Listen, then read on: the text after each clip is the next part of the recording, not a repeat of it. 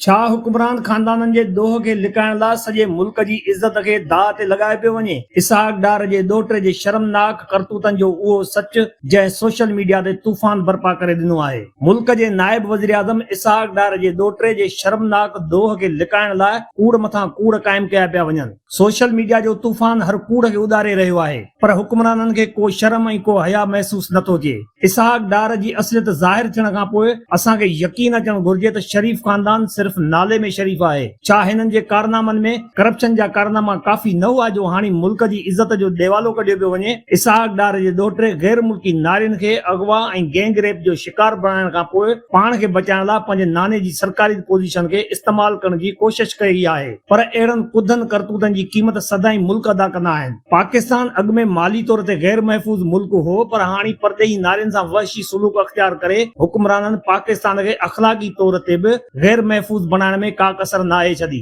छा अहिड़नि अफ़ालनि ते गैर मुल्की पाकिस्तान में सरमाएकारी कंदा? जिते इज़त महफ़ूज़ न हुजे, उते गैर मुल्कियुनि जी दौलत महफ़ूज़ हुजण जो तसवुर करण बि महाल आहे।